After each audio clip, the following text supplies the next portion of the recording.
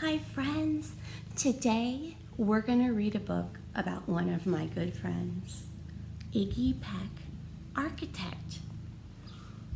Think, what could an architect be? What do they design and plan for the building of?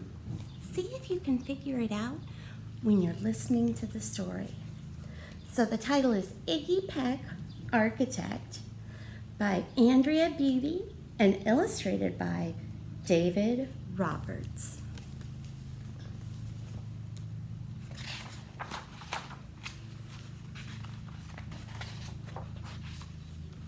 Ooh, they organized the letters differently here.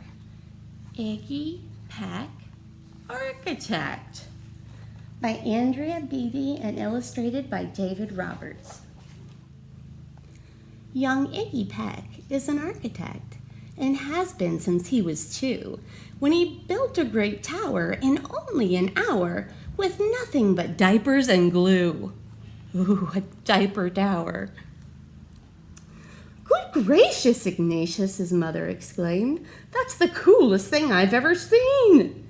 But her smile faded fast as a light wind blew past, and she realized those diapers weren't clean. Gracious, my son, what on earth have you done? That's disgusting and nasty. It stinks. But Iggy was gone. He was out on the lawn, using dirt clods to build a great sphinx. Now he's designing and building something else.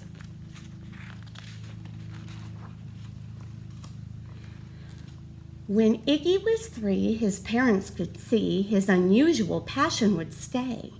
He built churches and chapels from peaches and apples and temples from modeling clay. At dinner one night, to his father's delight, Iggy got a bright gleam in his eye, and out on the porch built the St. Louis Arch from pancakes and coconut pie. Oh my. On this page, you're going to see somebody familiar. Can you spot Rosie Revere, engineer? It seems she and Iggy are in the same class.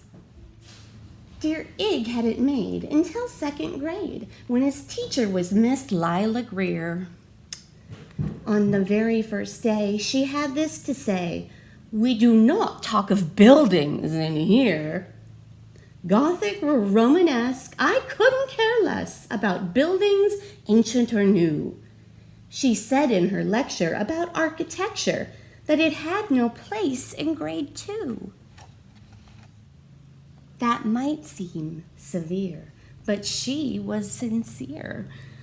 For when she was no more than 7, she'd seen a great fright and a dizzying height in a building so tall it scraped heaven. On an architect's tour of the 95th floor, young Lila got lost from the group. She was found 2 days later in a stuck elevator eating cheese with a French circus troupe. After that day, it's quite safe to say she thought all building lovers were nuts. As a teacher, she taught that above all one ought to avoid them. No ifs, ands, or buts. How do you think she felt in this elevator? As you might guess, it would cause Iggy stress to hear such terrible talk. But he didn't hear. He sat in the rear while building a castle of chalk. That is pretty impressive. "You, Iggy Peck, your desk is a wreck. Tear down that castle right now. You will not build in here. Is that perfectly clear? Do you need to see Principal Howe?" "No, ma'am," Iggy said. He lowered his head and his heart sank down to the floor. With no chance to build, his interest was killed.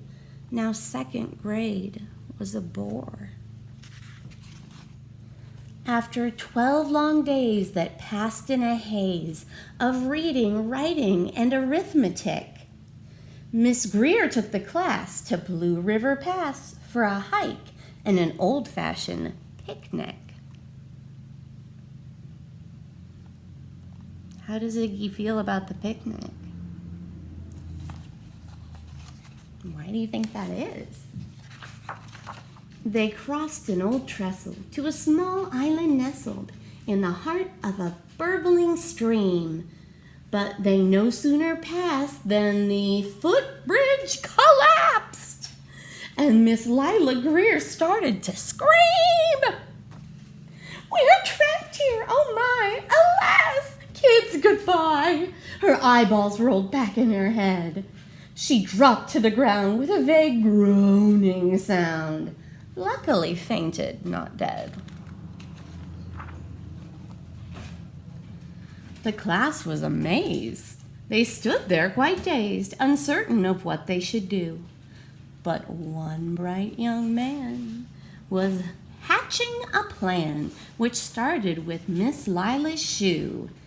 Soon each lad and lass there at Blue River Pass was working together as one. Here's Iggy's plan.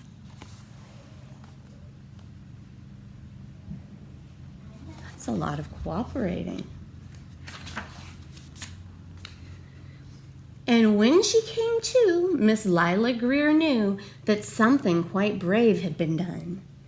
She looked in the air and saw hanging there a structure with cables and braces, and on the far side, beaming with pride, were 17 smiling young faces.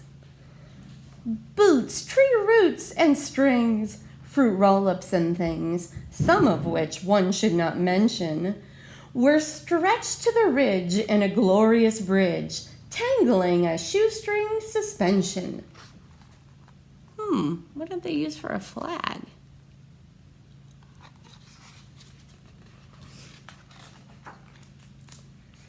It all became clear to Miss Lila Greer as she crossed that bridge over the stream. There are worse things to do when you're in grade 2 than to spend your time building a dream. Now every week at Blue River Creek, elementary and second grade, all the school kids can hear, along with Miss Greer, how the world's greatest buildings were made. The weekly guest speaker in t-shirt and sneakers talks of buildings from Rome to Quebec. Of course he's the guy who builds towers from pie, that brilliant young man, Iggy Peck. The end. Friends, your challenge now is to be like Iggy Peck, an architect. You are going to design and then help build a place for cookie dough to live. You have a cookie dough, but now, where is she going to stay? You can use any materials you find outside or inside or in the recycle bin. I can't wait to see what you create. A habitat for cookie dough.